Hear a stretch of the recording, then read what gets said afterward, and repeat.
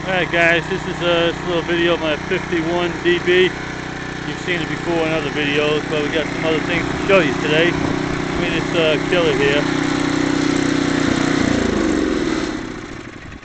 Hit the kill switch there, shut it off. It's where we usually do it. Anyways, first off, for you purists out there, you don't want to watch this video. I'll tell you right now. Don't get me wrong, nothing wrong with restoring it to original condition. I got nothing against you guys. I wish the hell I could do it. I can't afford it. I ain't got the time. I don't have the experience either. I'll admit it. But I love these DBs, and to me they're working girls. I like them to do what they were built to do, not to sit around looking pretty.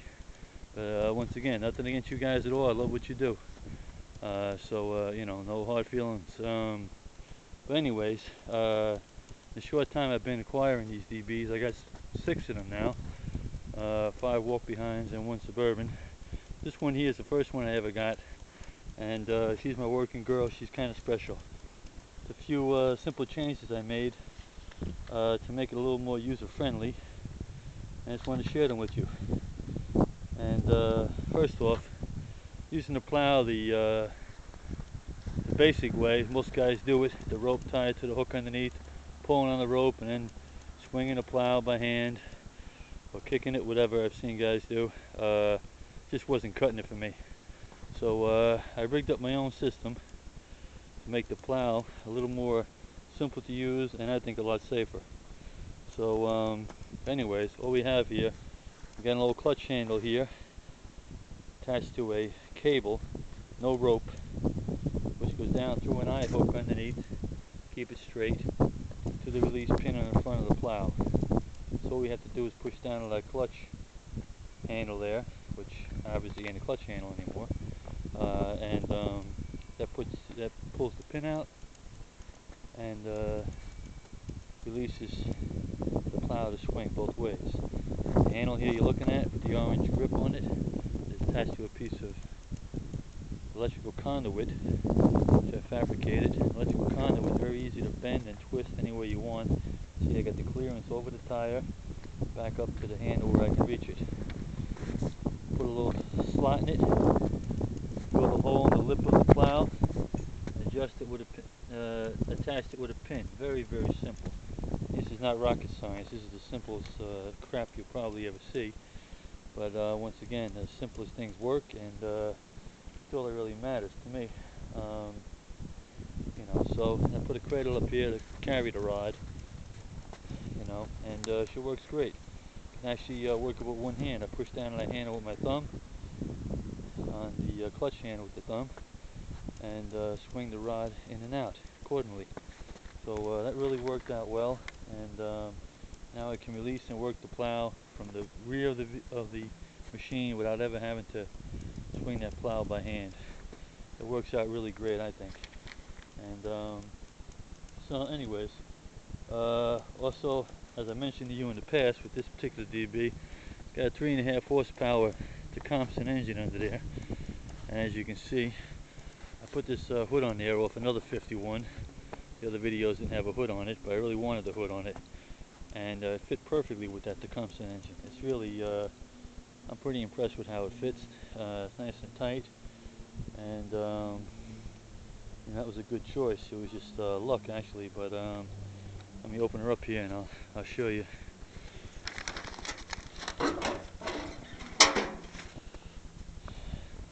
That's the 3.5 horsepower Tecumseh. Give you a close look at it. I don't know the model number, but if you guys looking to repower your DBs, be a good choice if you want to keep your hood and not modify it too much. The only problem I have is that air filter in the front rubs a little bit, so you either have to get a smaller air filter or bend one of the ears on that hood a little bit. And other than that, you know, she worked out really well. All right, and the other fabrication I made besides the whole plow rig, seen so many guys repower their DBs, and they let that void space where the old gas tank used to be go to waste. Thought it would be kind of a cool idea. Put a little toolbox in there. The other day when I was plowing, I actually ran back and forth to the shed 2 or 3 times to get a screwdriver, pliers, whatever, to adjust or tighten things that came loose with vibration. A little toolbox really really worked out great. Very simple, no big deal with it all. I can show you. Just a pair of gloves, basic tools. WD-40. Got a little thing here with nuts and bolts and cotter pins to, in case whatever might come loose can come loose. I got whatever I need to tighten her up again, but this particular box here worked out perfect for me. Actually, when I close that hood down, she squeezes ever so slightly against the sides of the hood, makes it really tight. She doesn't rattle. Before, the hood was rattling like crazy, but nice and quiet now, and I just lucked out with that. Just happened to luck out with that. It worked out for me, but it's a big time saver, and you don't have to carry a lot of tools with you. I think the whole darn machine is held together with like 6 different sizes. That's all, so it doesn't take a hell of a lot to keep this thing together. So basically, that's just about it. And for you guys that do change your implements a lot, particularly the front implements, see, I plan on using this strictly for the plow. That's why I'm trying to kind of cater this thing to the job at hand. I'm using it strictly for this plow, be it for snow or for dirt or gravel for the driveway. So, I got it pretty well set up. That's the way it's going to stay. And but for you guys that are going to change your front implements a lot, I'd make a little recommendation. Those square nuts in the front that keep the implement on, you replace them with hex nuts. It makes it a hell of a lot easier. Use a ratchet to remove them and put them back on instead of using that open-end wrench and busting your knuckles on it. So just a little tip I thought was worth mentioning. I'm just into these DBs a couple of years. I don't know much about them, but I've been into mechanics enough to know that you can make something simpler. There's nothing wrong with doing it, in my opinion. So anyways, that's really just about it. Just some simple ideas. Don't cost a hell of a lot at all. Personally, I think the toolbox was really the best addition I've made to the machine.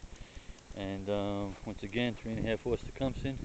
Get a close look at it so you can see the kind with the gas tank mounted to the back. Came off actually a Sears snowblower, which I thought was pretty ironic since Sears was the original distributor of the David Bradley. So kind of keeping it in the family for you purists there. There you go. Keeping the family a little bit, but I know how you guys feel when you see this kind of stuff. It turns your stomach. But hey, like I said, she's a working girl, and I got to make her work for me. So once again, let's give you a quick look at the contraption back here with the plow. Very simple. Clutch handle down, she releases. Forward and back. Clutch handle up, she locks in back in. Very simple. It really is extremely simple, and makes it a lot more user friendly. So it's attached to the plow very simply. This is just a prototype. Once I really get happy with it and know it's working well, I think I'm going to make that rod out of solid steel. But for the time being, I just used the conduit because it was simple to work with, just to make a prototype. So anyways, that's it, guys. Hope you appreciate the tips, and you can use them to your benefit as I have. Thank you.